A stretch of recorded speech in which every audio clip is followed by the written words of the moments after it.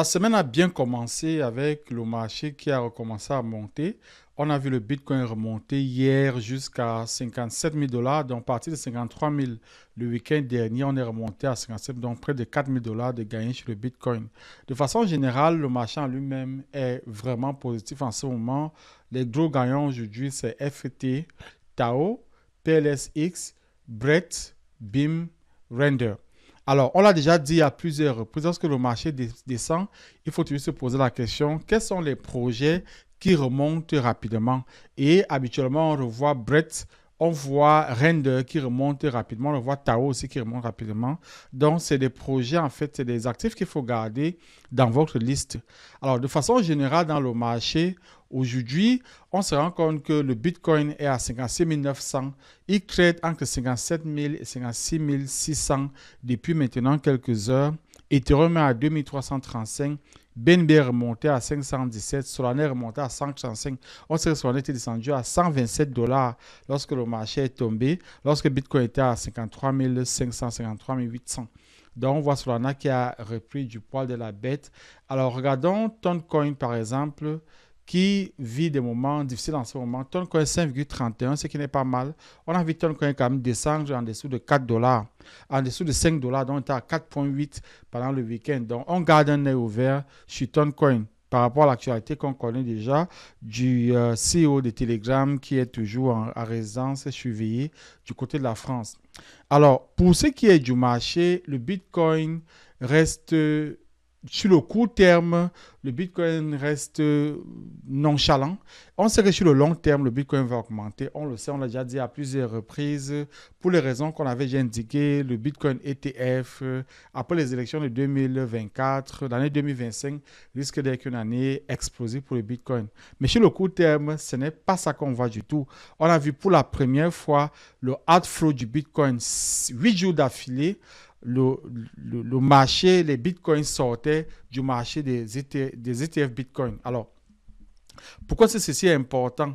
Lorsque le Bitcoin se porte bien, il y a la demande. Et cette demande-là, on le voit au niveau institutionnel, au niveau de la finance classique, par le biais de l'ETF Bitcoin. Donc, quand beaucoup de gens achètent les parts de l'ETF Bitcoin, ça veut dire qu'il y a la demande. Quand beaucoup de gens vendent, donc, le outflow, ce qu'on appelle le outflow, ça veut dire que les gens sortent en fait de l'argent des Bitcoin ETF. On a vu 8 jours d'affilée où effectivement l'argent sortait du Bitcoin ETF. Ça montre que sur le court terme, le Bitcoin est en train de prendre un coup. Et c'est pour ça qu'on a vu le prix descendre jusqu'à 53 000 dollars.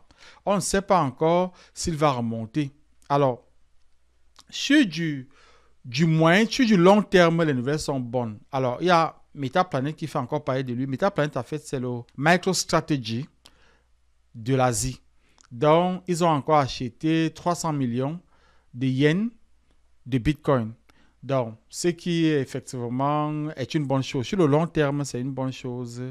Et on se rend compte que sur le long terme, le Bitcoin quand même reste un actif de confiance en réalité. Mais sur le court terme, on ne sait pas. On a vu quand même 26 millions de dollars entrer encore dans les ETF Bitcoin hier, qui était l'un des premiers jours positifs en fait de ces Bitcoin ETF-là.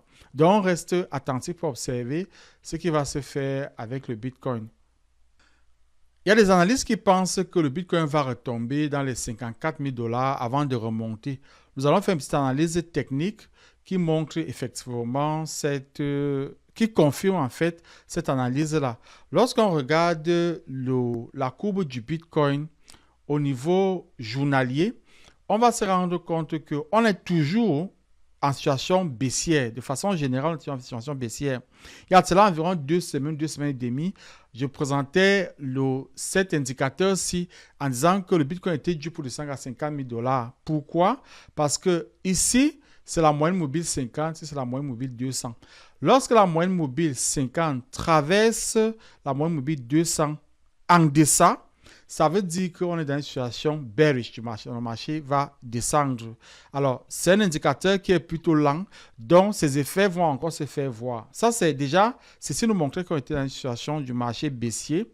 Et c'est en ce moment-là que j'indiquais que le Bitcoin est descendu à 50 000 dollars. En réalité, il est descendu à 53 000 dollars, ce qui n'est pas loin. De plus, on a cette tendance ici là qu'on observe qui est toujours baissière. Et on est ici dans la période journalière. Donc, c'est assez consistant quand même comme analyse technique. Troisième point, si on regarde ici, on a ce support-ci qui reste présent. Et la dernière fois, le week-end dernier, le prix est venu frapper ici pour remonter. On pense que le prix pourrait redescendre jusqu'ici. C'est pour ça que cet article-là parlait du fait que le marché pourrait descendre à 54 000 avant de remonter. Peut-être même, il peut aller aussi bas que 50 000. On ne sait pas. Mais on sait qu'il pourrait descendre avant de remonter pour arriver encore dans les 64 000 $. Et là, on a une forte résistance à 64 000 $. C'est aussi là où on a ce MA200 ici qui va servir de résistance aussi. Donc, pour savoir en fait que le marché est remonté, que le Bitcoin est remonté, il faudra que cette courbe rouge ici retraverse au-dessus de la courbe blanche. Et vous voyez qu'on est quand même loin du compte lorsqu'on regarde l'effet du marché. Donc, le Bitcoin reste quand même assez, dans une situation assez compliquée. Donc, aussi tout le marché crypto. Alors, parlons maintenant de l'Ethereum. L'Ethereum, sur le long terme, on ne sait pas trop. On ne sait pas trop ce qui va se passer à Ethereum parce que jusqu'ici, Ethereum a été considéré comme un actif qui est une technologie en fait. Ce qui fait la force d'Ethereum, c'est la technologie. Sauf qu'entre-temps, il y a eu d'autres joueurs. Déjà, les Layer 2, donc Base, Arbitrum, Optimism, qui viennent résoudre le problème de volatilité qu'on avait avec Ethereum. Donc, ces Layer 2-là viennent prendre des parts de marché d'Ethereum quand même, qu'on le veuille ou pas. En plus, on a des Layer 1, dans les Layer 1, qui sont entrés dans le marché, notamment Solana qui fait de plus en plus parler de lui et qui prend des parts de marché d'Ethereum. Lorsque les gens veulent bâtir des applications sur la blockchain aujourd'hui, beaucoup de gens se tournent sur Solana parce que les frais sont vraiment moins chers, pas relativement, moins chers par rapport aux frais d'Ethereum, même si les frais d'Ethereum ont beaucoup baissé depuis quelques mois déjà. Alors, on observe qu'on a ce qu'on appelle un negative net flow de 40 000 Ethereum sur les plateformes d'échange dérivatifs. Alors, lorsque l'argent sort des plateformes d'échange, donc lorsque un actif sort des plateformes d'échange, ça veut dire que les gens sortent leurs actifs pour les conserver. Lorsqu'un actif entre dans les plateformes d'échange, ça veut dire que les gens envoient dans les plateformes d'échange pour aller vendre. Donc ici, on se rend compte qu'on a 40 000 Ethereum qui sont sortis en fait des plateformes d'échange. Ça veut dire que les gens sortent leurs actifs pour les conserver, donc ils ne veulent pas les vendre. Par la simple loi de l'offre et la demande, ça veut dire que sur le court terme, on pourrait voir le prix d'Ethereum remonter jusqu'à au moins 2500, puisqu'on est en ce moment dans les cours de 2300.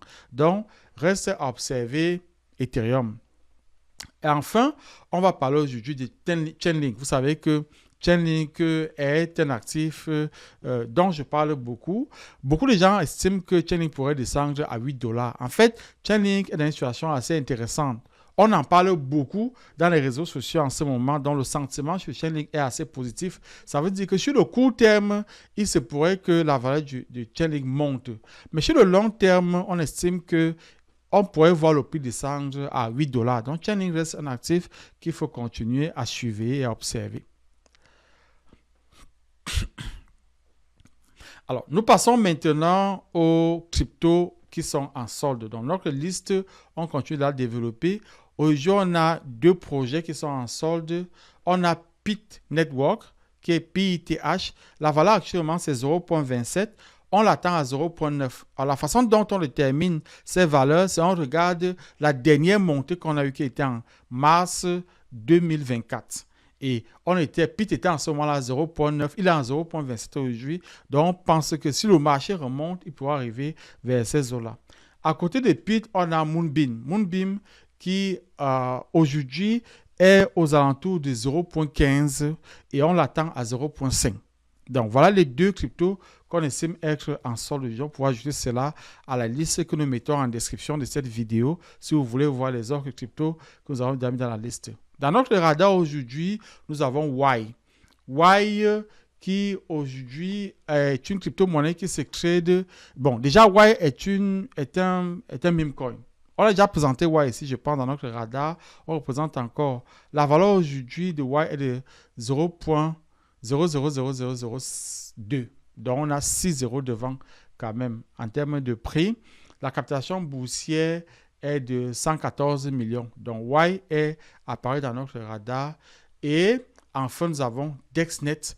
DexNet qui est aussi apparu dans notre radar. Le prix en ce moment, c'est 0.06234. La captation boursière est seulement de 1 300 000. Donc, voilà tout pour l'actualité crypto d'aujourd'hui. Je vous vois demain pour un nouvel épisode.